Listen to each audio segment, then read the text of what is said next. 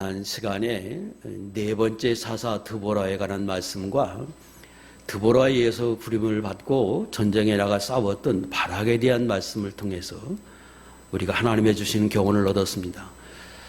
자, 오늘은 또 한 사람이 있었는데 그 사람이 바로 그 도망친 군대장관 시스라를 죽인 야엘이고 그 야엘을 통해서 주시는 교훈들을 얻고자 합니다. 또 하나는 이 전쟁이 오늘 우리에게는 어떤 의미가 있느냐, 영적으로 어떤 교훈을 주는지 성경에서 말씀하신 것들을 우리가 상고하면서 함께 은혜를 나누기를 원합니다. 자, 다시 본문의 전체적인 내용을 다시 한번 간략하게 요약해서 말씀드리면 이렇습니다. 드보라가 바락을 부르고 바락이 순종해서 나갔는데 그때의 바락이 말하기를 당신이 가지 않으면 나도 안 가겠습니다. 그러나 당신이 가면 나도 가겠습니다. 그래서 드보라가 바락과 함께 전쟁에 나가서 싸웠습니다. 그래서 그 전쟁에서 하나님이 싸워주심으로 인해서 대부분이 다 죽었는데 군대 장관 시스라는 살아서 도망을 칩니다.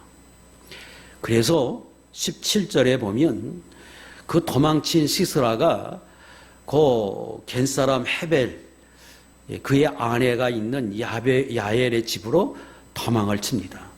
그때 야엘이 그를 잘 영접하고 마음을 잘 편안하게 하게 하고 또 마실 것도 주고 그러자 그가 마음을 편히 먹고 깊이 잠을 듭니다.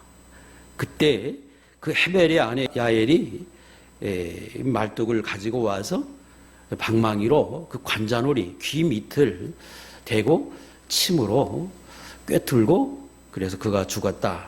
이것이 야엘에 관한 이야기입니다. 자, 이 지난 시간에 이어서 오늘 세 번째 사람 야엘에 대한 말씀을 좀 드리려고 하는데 그러기 전에 이 전쟁이 오늘 우리들에게 영적으로 어떤 교훈을 주는 전쟁인지 이 부분을 먼저 살피고 그리고 그 야엘을 좀 살펴보겠습니다. 이 전쟁은 누구와의 싸움인가 그러면 그 가나안 족속들과 이스라엘 백성들과의 싸움이었습니다. 그 가나안 사람들은 전력이 어땠느냐 그러면 철병거 900대가 있었고 그리고 열왕들이 와서 싸웠습니다. 열왕, 옛날 성경에는 열왕으로 돼 있고 우리 성경으로 5장 19절에 보면 왕들이 와서 싸웠다. 그래서 가나안에 있는 많은 왕들이 연합을 해서 완전 무장을 하고 철병마 900대를 이끌고 그리고 와서 싸웁니다. 반면에 이스라엘 백성들은 손에 무기 하나 들지 못한 창과 칼이 하나도 없는 상태에서 그들과 맞서서 싸웁니다. 전력상으로는 도저히 이길 수 없는 전쟁이었습니다. 두 번째 이 전쟁은 성경에서 정의하기를 이스라엘 백성들 싸움이 곧 영적으로 보면 예수 믿는 모든 사람들이 이 땅에 사는 동안에 싸워야 하는 영적 전쟁으로 표현하고 있습니다. 다시 말하면 역사적으로 오래전에 그 사사시대에 있었던 그 전쟁이 마지막 세상 끝날 때에 그때에 이 예수 믿는 사람의 세력과 믿지 않는 불신의 세력이 싸우는 그 전쟁으로 표현하고 있다는 거예요.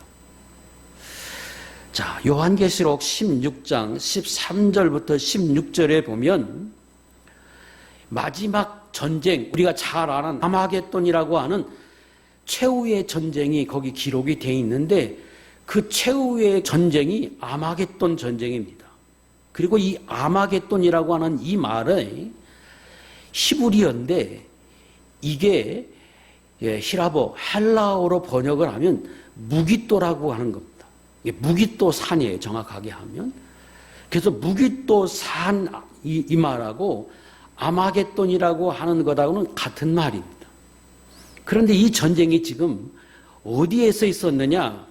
5장 19절에 보면 왕들이 와서 싸울 때 가나안 왕들이 무기또 물가에서 싸웠습니다. 아마겟돈에서 싸운 거예요. 그래서 이 전쟁이 과거에 그 어느 때 그 한순간에 있었던 싸움이 아니라 영적으로 보면 최후의 전쟁, 다시 말하면 그 전쟁은 과거에 있었고 현재에도 있고 미래에도 있고 예수님이 오셔서 마지막 심판을 한 그 시대까지 영적으로 보면 계속 지속되는 전쟁이라고 하는 걸 말입니다. 그래서 이 전쟁이 오늘 우리에게도 경험되는 거예요. 왜? 현재 우리가 싸우고 있는 영적 전쟁, 이 선한 싸움이 곧 이 싸움이에요. 그리고 이 싸움에 어떻게 이길 수 있느냐? 이것은 하나님에게 때때로 필요할 때 감동해 주시고 그 감동에 따라서 힘써 싸우기만 하면 이겨. 우리 지난 시간에 배웠잖아요. 사자가 다른 게 아니고 하나님이 부르짖어 기도할 때, 성도들이 하나님을 찾을 때, 어려움을 겪을 때, 시련을 겪을 때 하나님 앞에 나가서 기도하면 하나님이 그 소리를 들으시고 우리에게 감동하고 역사해 주시는데, 그 역사하실 때 그들이 믿음을 가지고 일어나서 싸우면 그게 사사고, 그때에 우리가 다 이 전쟁에서 승리하고 이길 수 있다고 하는 걸 말해 주는 거예요. 그래서 이 전쟁은 오늘 우리에게도 굉장히 중요하다. 그런데 이 싸움이 가나안 백성과 이스라엘과의 싸움이에요, 역사적으로는. 그러나 그것이 오늘로 말하면 예수 믿는 세력과 또 악한 영들과의 영적인 전쟁, 마지막까지 지속되는 영적인 전쟁을 상징해요.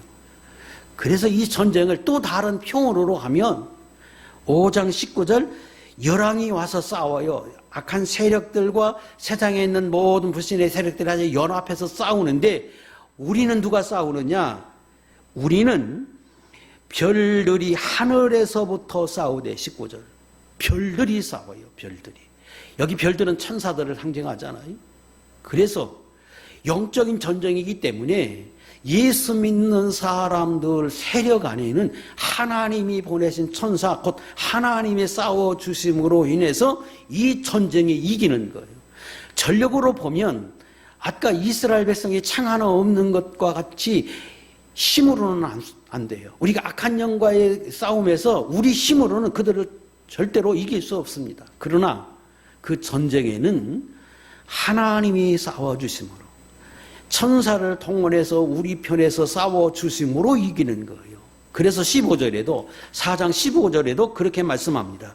여호와께서 바락 앞에서 시스라와 그의 모든 병거와 그의 온 군대를 칼날로 혼란케 빠지게 하심에 그러므로 이기는 거예요. 하나님이 앞서 싸워주시는 것. 다시 말하면 이 영적인 전쟁은 과거에도 하나님이 싸워서 이겼고 현재에도 우리가 이길 수 없지만 하나님이 우리 편에서 싸워주시고 천사를 통해서 우리에게 편에 싸워주심으로 오늘도 이길 수 있는 거고, 그리고 미래의 최후의 전쟁에서도 하나님이 싸워주심으로 인해서 반드시 승리할 수 있다 하는 것을 이 말씀합니다. 그래서 이 전쟁이 우리에게는 굉장히 귀한 교훈을 줍니다. 자, 그러면 이 부분에서 오해하는 분들이 있어요. 악한 영과의 싸움에서 오늘 이길 수 있다. 어떻게 하면? 내가 싸우기만 하면 이길 수 있다고 말할 때 그 이길 수 있다고 하는 게 뭘 의미하느냐? 악한 영과의 싸움에서 이긴다. 하나님이 나 편에 서서. 그런데 그 싸움은 지속된다. 언제? 천국에 갈 때까지, 이 세상 끝날 때까지. 그래서 하나님이 싸워주시면 내가 이긴다고 할 때 그 이긴다고 하는 의미를 우리가 정확하게 알아야 합니다. 몸으로 싸우는가? 아니지요. 아니면 믿습니다 그러면서 싸워서 이기는 겁니까? 그것도 싸움의 한 수단일 수 있고 방법일 수 있어요. 여기서 이긴다고 하는 의미는 이런 거예요. 악한 마귀는 예수 믿는 사람을 그 믿음에서 떠나서, 하나님을 떠나서 세상에 속해서 살게 하는 게 목적이에요. 또 하나는, 좋아, 그럼 너 하나님 섬겨도 돼. 그러나 그들을 속여서 미혹해서 욕심을 자극해서 죄짓게 하는 거예요. 그래서 하나님의 은혜와 복을 받지 못하고 세상의 종노릇 하고 살도록 하기 위한 것이 마귀의 목적입니다. 그러므로 이 악한 싸움에서 이긴다고 하는 의미는 내가 세상 끝날까지 예수 믿는 자리에 포기하지 않고 하나님을 섬기는 것, 이게 이기는 거예요. 또 악한 마귀가 미혹하고 할 때에 내가 끝까지 믿음을 써서 그 하나님의 말씀에 기준 삼아서 내가 말씀 안에서 내가 그렇게 성결하게 살아드리는 것, 이게 이기는 거예요. 그게 이기는 거지 다른 게 아니에요. 궁극적으로는 여러 가지로 표현할 수 있지만 예수 믿는 사람이 악한 마귀와 싸워서 선한 싸움에서 싸워라, 그거 단순해요. 끝까지 예수 믿는 거예요. 끝까지. 어떤 경우라도 못 믿게 하기 위해서 시련도 있고 고난도 있고 어려움도 주고 마귀가 그럴 수 있어요. 또 죄 안 짓는 거예요. 예수 믿지만 죄 지으면 세상의 종로들하고 살 수밖에 없잖아요. 고난과 시련 그거 피할 수 없어요. 공의 하나님 앞에서.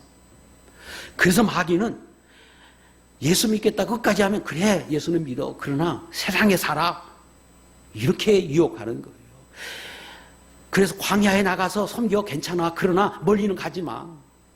그 세상에 속해서 애굽에 속해서 그저 세상 사람같이 살면서 예수 믿어, 이게 악한 마귀 미혹이에요. 자, 그러면 묻겠습니다. 지금 예수 믿는 사람은 하나님이 끝까지 싸워주셔서 싸우면 이긴다 그랬어요. 근데 이긴다는 의미가 두 가지 말이었어요. 예수 믿는 거 끝까지, 또 하나는 죄 안 짓는 거예요. 이긴다고 그랬으면 우리 다 이긴다 믿어요. 그러면 그 말을 다시 뒤집으면 끝까지 예수 믿을 수 있는가? 내가 하나님 앞에서 죄 안 짓고 살 수 있는가? 그래야 이기는 거니까. 여러분 그렇습니까? 여러분 끝까지 예수 버리지 않고 끝까지 믿을 자신이 있어요? 아니면 내가 끝까지 죄 안 짓고 살 수 있어요? 죄 짓잖아요. 여기서 이긴다고 하는 게 바로 그런 뜻인데, 바로 그 이김은 그래서 나이가 못 이기는 거예요. 오로지 예수 그리스도의 능력을 힘입어서 하나님이 도와주심으로만 이기는 싸움이에요. 하나님이 나를 붙들지 않으면 내가 끝까지 예수 믿을 수 있는 어림없어요. 하나님이 나를 끝까지 붙들지 않으면 내가 죄 안 짓고 살 수 있느냐? 어림없어요. 그래서 이기는 싸움, 이기는 것이 어떻게 이길 수 있느냐? 예수 그리스도 하나님의 붙들지 않으면 못 이기는 거예요. 하나님의 붙들어서 이긴다고 하는 것 또 무슨 의미냐? 그럼 하나님을 붙들면 하나님이 나를 도와서 성령의 역사에서 나로 죄 안 짓게 하느냐? 성령에서 내가 죄 짓고 살지요. 그럼에도 우리가 이기는 것은 내가 하나님 앞에 믿음을 지키겠다고 그렇게 다짐하고 내가 그렇게 살면 성령이 나를 붙들어서 나로 끌고 가요. 그게 견인이라고 그래요. 신약적인 말로. 그래서 나를 붙들어서 끌고 어디까지? 천국에 들어가는 데까지 나를 끌고 가요. 그래서 견인이에요. 그런데 안 따라가고 죄 지으려고 하고 자꾸 멀리 가려고 할 때 하나님이 안 들으면 징계도 하는 거예요. 그래서 고난도 때로는 주시는 거예요. 그게 하나님이 끌고 갈 때 내가 거절하기 때문에 아프는 거고 그게 시련을 당하는 거. 그러나 하나님이 책임지고 끌고 가요. 그래서 그건 약속이기 때문에 하나님이 끌고 가셔요. 근데 그걸 거여가면 거여갈수록 형통하지 못하게 살아요. 고통 속에서. 자, 그리고 그건 쉬워요. 그런데 그래도 죄지잖아요. 성령 역사에도. 근데 어떻게 이긴다고 하느냐? 그때 그 연약함으로 인해서 죄를 지은 것은 예수 그리스도께서 피 흘려서 십자가에 죽어주신 그 피로 날마다 씻어주는 거예요. 그러므로 이기는 거예요. 그래서 그 예수 그리스도가 나의 연약함을 아시고 나를 붙들어서 천국까지 끌고 가시고 그렇게 살면서 성령으로 감동함에도 불구하고 내가 연약해서 죄 지을 때는 씻어주시고 그래서 궁극적으로 이기게 하시는 거. 도저히 내 힘으로는 못 이기는데, 내 전력으로는 비교가 안 되는데, 이 선한 싸움 끝까지 싸워 이기도록 하나님이 해주시는 거예요. 자, 요한일서 5장 4절 5절 말씀이 우리가 너무 잘 아는 말씀인데 이게 그런 뜻이에요. 읽겠습니다. 시작. 무릇 하나님께로부터 난 자마다 세상을 이기느니라. 세상을 이기는 승리는 이것이니 우리의 믿음이니라. 예수께서 하나님의 아들이심을 믿는 자가 아니면 세상을 이기는 자가 누구냐. 자, 그 내용 두세요. 하나님께로부터 난 자마다 세상을 이긴다. 예수 믿고 구원받은 거듭난 사람들만 이긴다. 어떻게 이기느냐? 세상을 이기는 승리는 이것이니 설명하시는 거예요. 우리의 믿음으로 이긴다. 믿는 사람이 거듭나고 믿는 사람에게 성령의 역사해 주시고 믿는 사람에게 죄 씻음을 주시죠. 그러므로 믿음 아니고 세상을 이길 사람, 악한 영을 이길 사람이 세상에 누가 있느냐? 주님이 나를 붙들지 않으면 이길 사람이 누가 있느냐? 예수께서 하나님의 아들이심을 믿는 자가 아니면 세상을 이기는 자가 그래서 없어요. 요한복음 16장 33절 이것을 너희에게 이르는 것은 너희로 내 안에서 평안을 누리게 하려 함이라. 세상에서는 너희가 환난을 당하나 담대하라. 내가 세상을 이기었노라. 그래서 고난을 당하고 환난을 당하고 어려움을 당해요. 하나님이 나를 끌고 가요. 내가 싫어할 때 죄를 짓고 그럴 때 하나님이 그러면 안 돼. 그리고 때로 여러 가지 모양으로 나를 시련을 줄 수도 있고 고난을 줄 수도 있어요. 그러나 나를 끌고 가서요. 그러나 하나님들 말씀하세요. 내가 너에게 평안을 주노라. 왜? 너를 내가 책임지고 끌고 가서 궁극적으로 승리하게 할 것이다. 그 근원이 어디서 있느냐? 예수 그리스도께서 세상을 이기셨어요. 악한 영을 이기고 그래서 그분이까지 구속사역을 완성해 주심으로 그걸 근거로 해서 그 은혜로 오늘 우리가 이기는 거예요.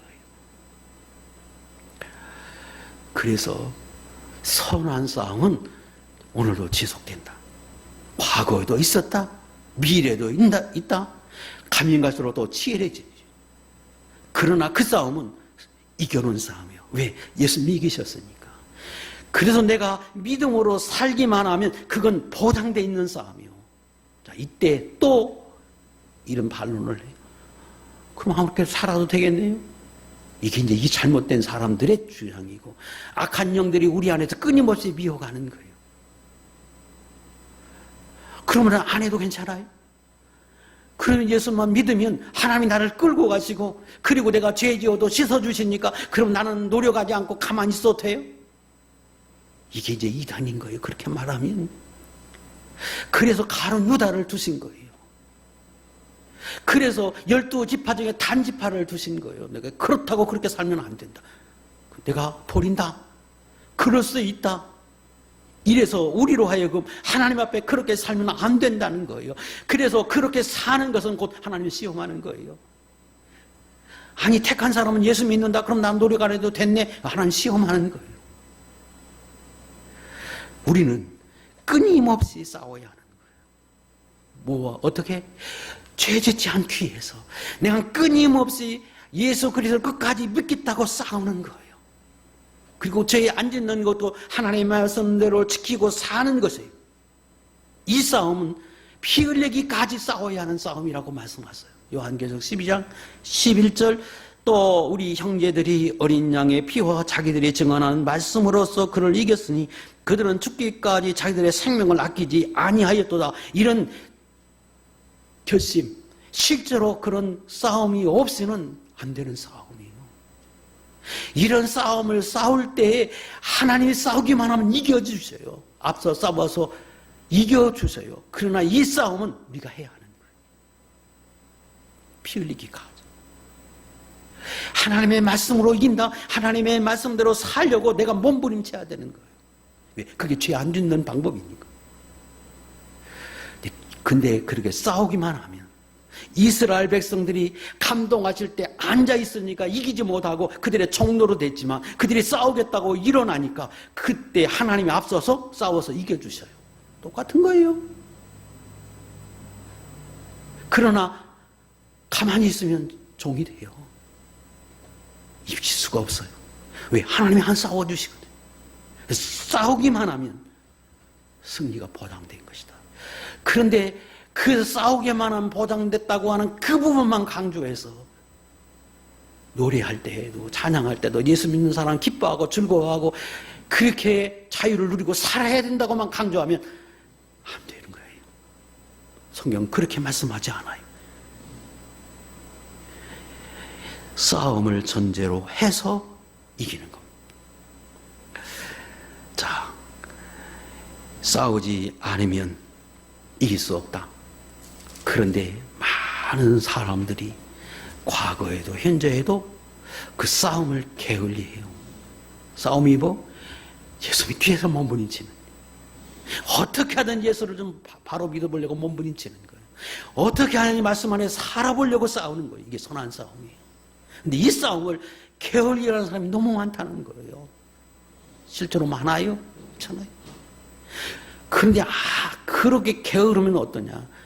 하나님이 말씀하세요. 자, 이 부분은 성경을 다 펴서 12절부터 눈으로 저를 따라오시기 바랍니다. 5장 12절부터 깰지어다 감동하셨어요. 드보라가 일어났어요. 아무도 일어나지 못하고 두려워서, 그 어떤 사람들도 두려워서 잠잠한 그때, 사람이 다니지 않는 그때, 드러나지 않고 숨어 살던 그때 드보라가 일어나서 어머니 역할을 하잖아요. 그래서 예수 믿으면 하나님 우리를 돌보신다. 일어나 예수를 믿어야 되고 바로 살아야 된다. 어머니처럼 옆에서 자꾸 힘을 쏟았어요. 바락이 일어나지요. 바락이 일어나니까 그때 13절 많은 사람들이 함께 일어나서 용사가 일어나니까 그때 마침 하나님이 내려오셔서 일하기 시작하세요. 지난 시간 했잖아요. 굉장히 중요한 말이잖아요. 내가 가만히 있으면 하나님 일어나지 않아요. 돕지 않아요. 그러나 내가 그 하나님이 감동하실 때, 내가 그렇게 살겠다고 결심하고 실제로 살아들 때 이 하나님이 우리에게 오시는 거예요. 구원하기 위해서, 역사하기 위해서, 도와주기 위해서. 자, 그때에 두 그룹으로 나뉩니다. 14절부터 두 그룹으로 나눠요. 하나는 전쟁에 참여하는 사람들입니다. 스불론과 납달리, 이 사람들은 10,000명이 용사로 참여했어요. 에브라임 참여했어요. 베냐민 집회 참여했어요. 므낫세와 스불론 집사 14절 참여했어요. 15절 이사갈 방백들 참여했어요. 15절 참여하지 않은 사람 느벤 지파는 결심은 했어요. 15절 후반절 느벤은 시내가에서 큰 결심이 있었어요. 그런데 16절 내가 양의 우리 가운데 앉아서 피리 부는 소리를 들으면 어찌미뇨. 그리고 물가에 앉아가지고 결심은 했는데 나오지 않아요. 또 17절 나오지 않는 지파, 요당 동편에 살고 있던 갓, 므낫세 반 지파 안 나왔어요. 17절 단과 아셀 싸우지 않아요. 23절 메로스 싸우지 않아요. 여기 메로스는 여러 가지 해석이 있는데 저는 그렇게 생각합니다. 그 당시 그 자리에 있었던, 그 땅에 살고 있던 이스라엘 백성들로 여겨집니다. 또 다르게 해석해도 괜찮아요. 어쨌든 여기서 말씀하고자 하는 건 마땅히 싸워야 하는 사람들이 안 싸웠다는 거예요. 말씀하지요? 하나님이 그 사람들에게 말씀하세요. 23절 여호와의 사자의 말씀에 메로스를 저주하라. 너희가 거듭거듭 그 초민들을 저주할 것은 그들이 와서 여호와를 돕지 아니하며 여호와를 도와 용사를 치지 아니함이니라 하시더라. 이러는 거예요. 오늘날에도 하나님의 예수 믿는 사람 편에 서서 도와주신다. 우리를 끝까지 견인해서 천국에 끌고 가신다. 그러므로 예수 믿으면 구원받게 하신다. 맞아요. 그렇다고 주저앉아가지고 성령이 감동함에도 불구하고 내가 그렇게 살면 안 된다고 감동함에도 불구하고 주저앉아서 결심은 하는데, 그런데 양의 무리에 앉아가지고 시내가에 앉아가지고 그렇게 편안하게 살겠다고 다짐하고 그렇게 살아가면 뭐예요? 하나님 돕지 않아요. 그리고 말씀하세요. 저주가 있다고. 복이 없어요. 그리고 그 무리 안에는 가룟 유다와 같은 세력이 있는 거예요. 그래서 이 선한 싸움은 끝까지 주님이 오실 때까지 지속되는 싸움인데 우리가 싸워야 한다. 이걸 이 가나안 왕 야빈과의 싸움 속에서 영적으로 교만합니다. 큰 틀에서 말씀드렸어요. 중요한 것 제가 다 말씀드렸어요. 이 전쟁은 오늘 저와 여러분 삶 속에 계속 이어진다. 그러나 이 싸움은 예수님이 승리해 주셨기 때문에 오늘도 객관적인 전력으로 보면 나 한 사람의 힘으로는 이 약한 영과 싸워서 세상과 싸워서 내가 이길 수 없지만, 그럴 수 없지만 내가 싸우기만 하면 하나님 내 편에 돕기 위해서 오늘도 오신다. 그래서 궁극적으로 승리하게 하신다. 두루아가 되자. 이 앞에 언니엘도 에후도 왼손잡이지만 장애인이지만 내가 싸워서 나가기만 하면 하나님 나라를 도울 것이다. 그래서 이 싸움에 이기게 하신다고 믿고 싸웠던 사람들이에요. 오늘도 이런 사람이 사사요, 이런 사람 속에서 하나님 오늘도 일하고 계세요.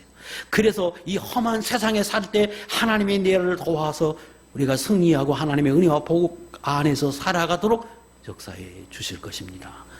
이 선한 싸움 힘써서 날마다 싸우는 믿음의 종들 될 수 있기를 축복합니다.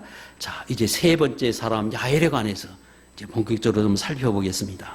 11절 야엘은 어떤 사람인지 11절에서 4장 11절에서 설명합니다. 모세의 장인 호바의 자손 중 겐 사람 헤벨이 자기 족속을 떠나 게데스에 가까운 사하나님 상수리 나무 곁에 이르러 장막을 쳤다. 헤벨은 야엘의 남편입니다. 이들은 이 호밥의 자손 겐 사람이라고 설명합니다. 17절 시스라가 걸어서 도망하여 겐 사람 헤벨이 아내 야엘의 장막에 이르렀다고 설명합니다. 자, 이 야엘은 여기서 설명할 때 겐 사람 헤벨의 아내다. 그들은 어디에 있었냐? 자기 족속에 사는 곳에서 떠나서 그들이 살고 있었다. 자, 그리고 5장 24절에 겐 사람 헤벨의 아내 야엘은 다른 여인들보다 복을 받을 것이니 장막에 있는 여인, 이스라엘 여인들을 말해요. 이스라엘 여인들보다 더욱 큰 복을 받는다고 말해요. 여기 장막에 있는 여인, 이스라엘 여인들보다 더 큰 복을 받는다고 말하므로 겐 사람 헤벨의 아내인 야엘이 이방인 것을 이렇게 언급을 하는데 이 부분은 잠시 후에 다시 말씀을 드리겠습니다. 그래서 이 야엘이 전쟁에 참여하지 않고 집에 있었는데, 그런데 그가 하나님 앞에 큰 복을 받았다는 거예요. 누구보다 이스라엘의 그 어떤 여인들보다 제일 큰 복을 받았다. 자, 그런데 그 복은 다시 4장으로 왔어요. 4장으로 9절에 보면 그 복을 하나님이 예언하셨어요. 언제 예언했느냐? 시스라가 바락을 불렀을 때 바락이 당신이 전쟁에 나가면 나도 나가지만 당신이 안 가면 나도 안 가겠습니다. 그러니까 드보라가 나도 간다.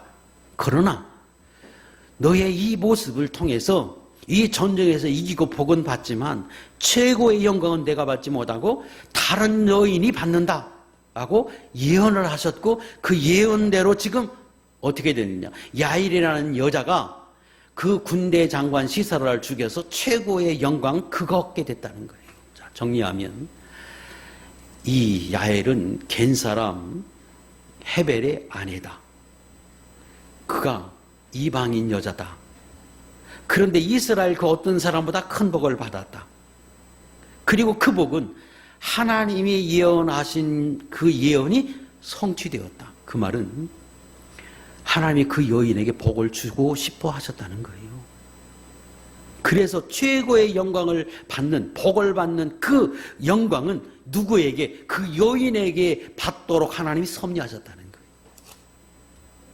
자, 그러면 도대체 이 예언이 어떤 사람이기에 하나님이 이 은혜를 그 여인에게 주고자 하셨는가?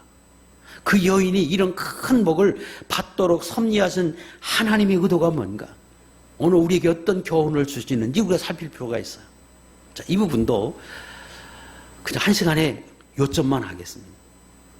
둘 나누지 않고 그저 앞에 우리가 했던 거 이거 큰 줄거리에서 핵심적인 내용들을 통해서 좀 살피겠습니다. 첫 번째, 이 여인에게 큰 복을 받은 여인은 시스라가 가나안 왕 야빈의 군대 장관이에요.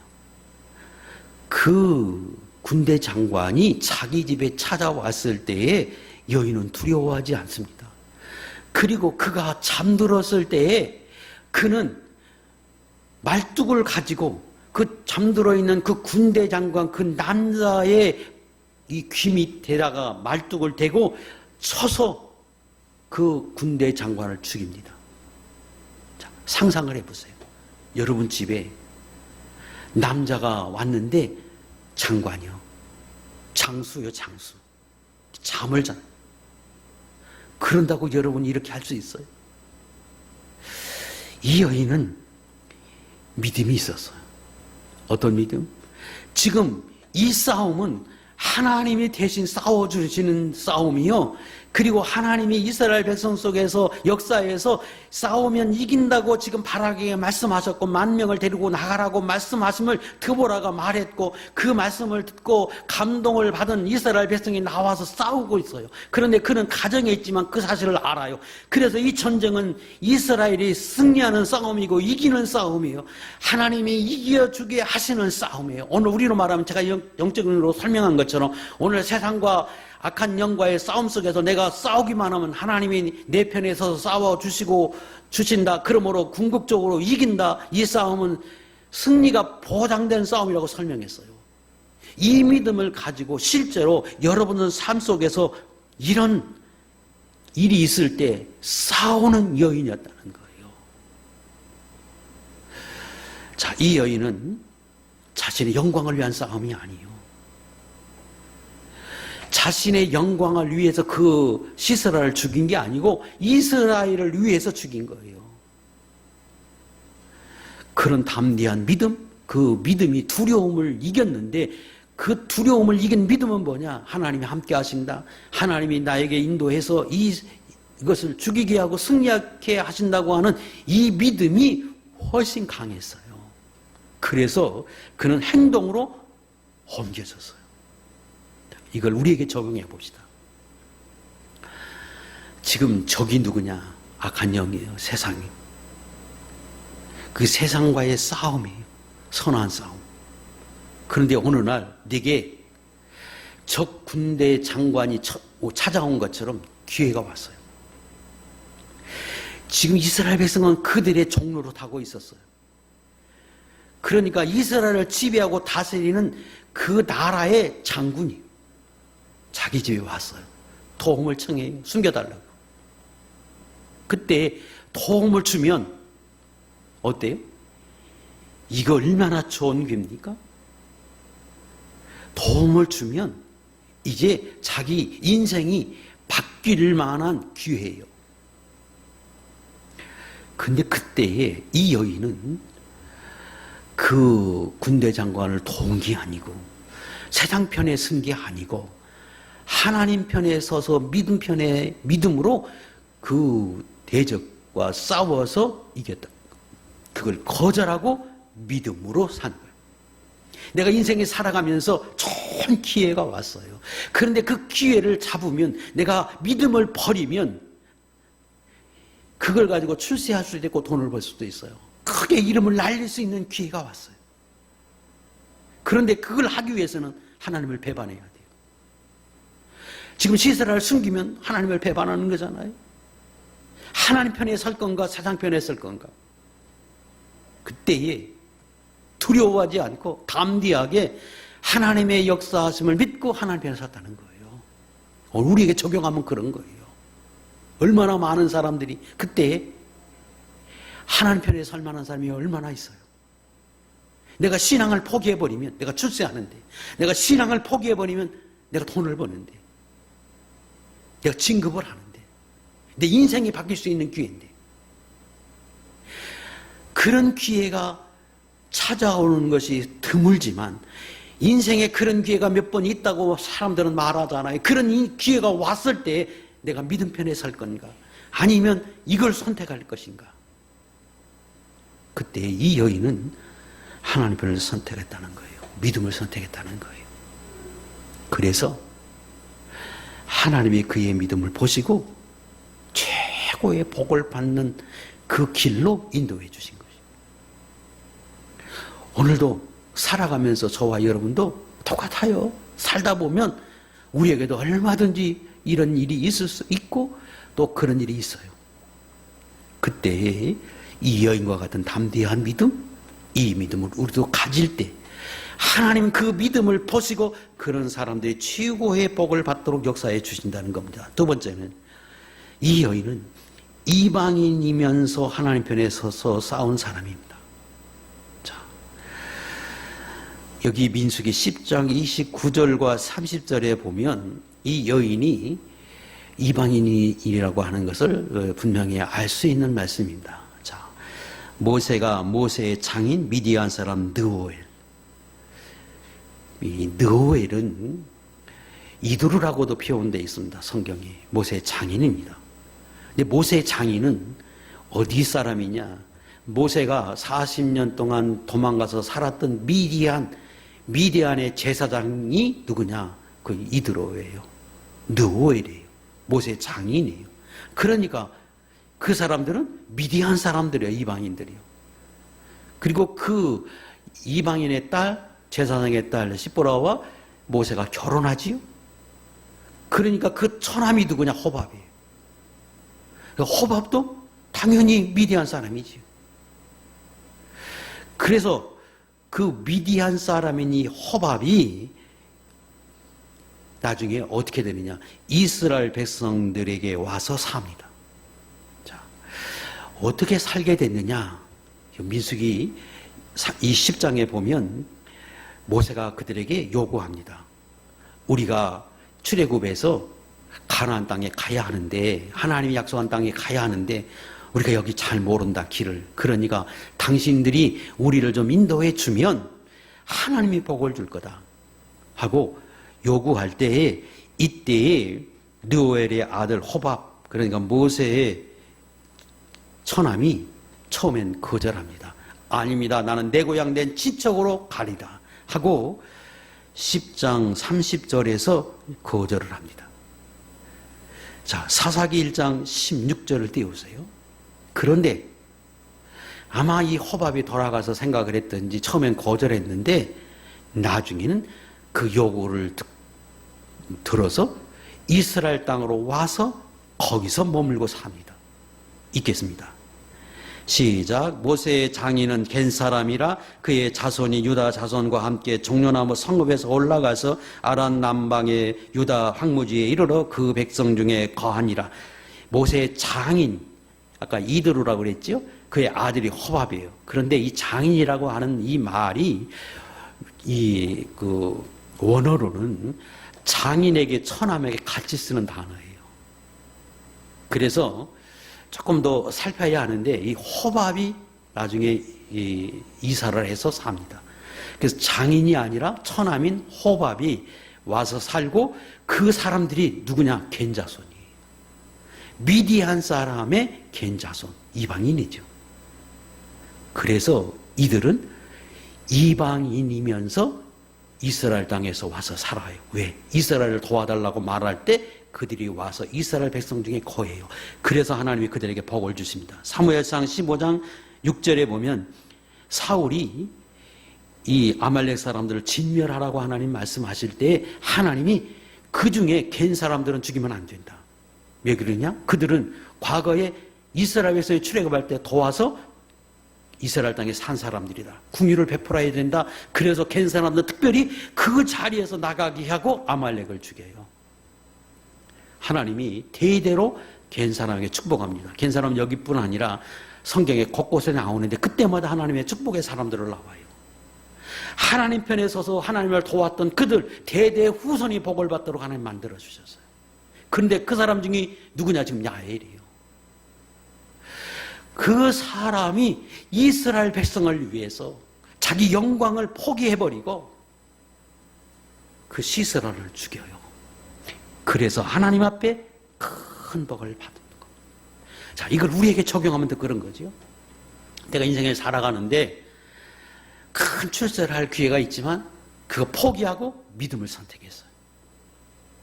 그런데 내 원래 족보가 내가 이방인인 것처럼 그런 사람 선택을 한 그 사람의 족보가 대대로 믿음의 가정에 태어난 사람이 아니라 다른 종교에서 살던 사람이에요.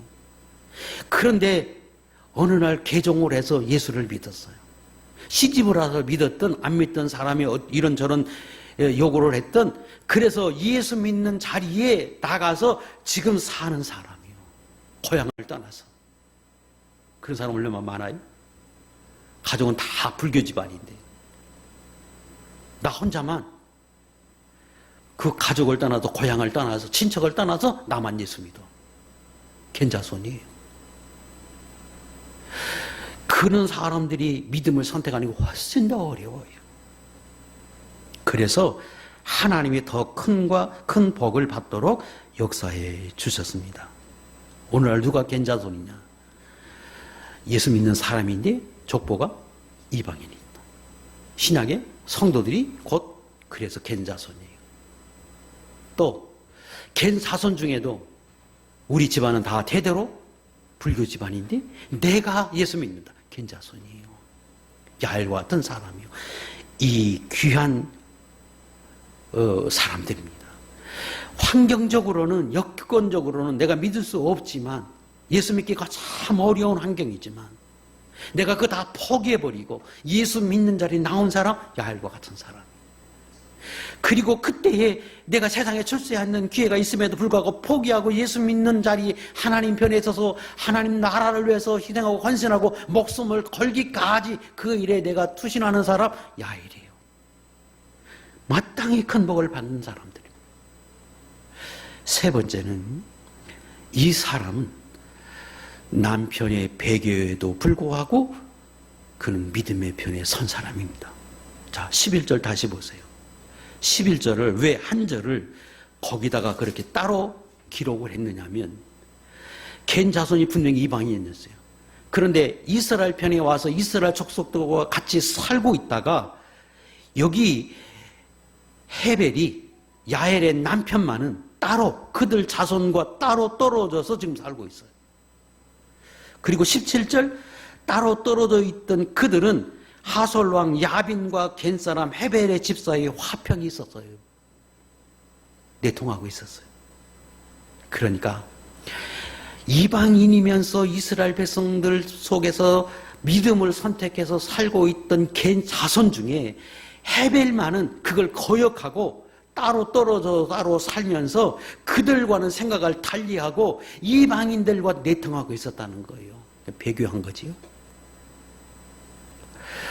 다시 말하면 내가 어떻게 살다가 어렵게 예수 믿지 못하는 가정에서 살고 있다가 내가 예수 믿는 집으로 시집으로 왔어요. 그래서 살고 있는데 어느 날 남편이 신앙을 버려버리고 남편만 하나님을 거역하고 다른 종교를 섬기든지 예수 믿는 걸 반대해요. 가족을 버리고 홀로. 그런데 부인은 예수 믿겠다고 그 장에 와서 예수 믿고 있는데 그 남편의 핍박이 심하고 반대가 심하고, 아니면 집안에서 그랬다고 해도 되죠. 집안의 시어머니 시아버지가 어느 날부터 교회를 안 나가더니 이제는 교회 나간 것까지 못 나가게 하고 반대해. 이게 야일이에요. 그럼에도 불구하고 그는 그 기회가 달 때에 하나님 편에 섰다는 거예요. 자, 이 이야기가 이런 거잖아요. 시스라가 도망을 쳤어요. 그런데 그 헤벨이라고 하는 사람들과 내통을 하고 있었으니까 도망을 쳐서 갈 데가 어디 있겠어요. 이스라엘 땅에 내통하고 있던 자기 편이었던 헤벨의 집으로 도망을 가는 거예요. 그때 야엘이 어서 오십시오. 그러니까 그가 안심하고 그 집에 들어가요. 물도 주고 그리고 가서 쉬도록 해줘요. 배려해줘요. 그러니까 그가 잠자기 전에 부탁하잖아요. 저 망을 보고 있다가 이스라엘 사람이 오면 나 아무도 없다고 말해 주십시오. 자기 편이란 얘기잖아요. 그러니까 그 집안이 지금 하나님을 섬기겠다고 이사를 와서 이스라엘 땅에 살고 있던 사람인데 어느 날 배반을 했어요. 그런데 그 여인은 그 환경 중에도 믿음을 지켰다는 거예요. 그러니까 이 여인은 굉장한 믿음의 소유자이고 하나님의 사람이었다고 하는 것을 말해주고, 예수 믿는 사람으로 믿음을 지키기에 굉장히 어려운 환경임에도 불구하고 희생을 각오하고 목숨까지 버릴 각오를 하고, 그는 신앙을 지킨 사람이요 하나님 나라를 위해서 희생한 사람이었다고 하는 걸 말해줘요. 그랬더니 하나님이 그 영적인 전쟁에서 최고의 영광을 누리는 은혜를 하나님이 주셔요. 그래서 어느 날 집에 있는데 시스라가 자기 발로 자기 집에 찾아와서, 그래서 그때에 이제 자기를 망설이게 하잖아요. 내가 이 사람을 살려주고 숨겨줘서 내가 복을 받고 물질을 받고 시스라의 도움을 받아서 자기를 지배하고 있던 이 나라의 도움을 받고 내가 편히 살 건가, 아니면 하나님을 선택할 것인가 하는 기회를 하나님이 허락하시고, 그때 그 믿음이 드러나게 하셔서 그가 하나님 앞에 진정한 축복을 받는 자리에 가도록 만들어 주셨습니다. 이것은 과거의 역사적인 사실이에요. 이게 영적으로는 오늘 우리의 영적 싸움이라고 설명하셔서 오늘 우리의 삶 속에도 수없이 일어나는 일들 중에 하나다 하는 것을 말씀해 주고 계십니다. 말씀을 마치려고 합니다. 영적인 싸움, 이 싸움 오늘도 지속이 될 건데, 그때 이 드보라와 같은 믿음을 가져서 성령의 감동에 일어나시고, 그리고 하나님 앞에서 믿음으로 사시고, 그리고 연약해서 조금 바락과 같은 사람이 있다고 할지라도 힘써 싸우고, 드보라와 같이 도저히 환경과 여건으로는 내가 예수 믿지 못할 그런 환경과 여건이지만 그때도 끝까지 믿음을 지키겠다고 몸부림쳐서, 그래서 예수 믿음으로, 아니 하나님 나라에 믿음을 써서 그 일에 헌신함으로 여러분들도 귀하게 쓰임받아서 영적으로 육적으로 하나님 앞에 이런 영광을 누리고 살아가는 하나님의 귀한 백성들 될 수 있기를 주의 이름으로 축복합니다. 기도하겠습니다.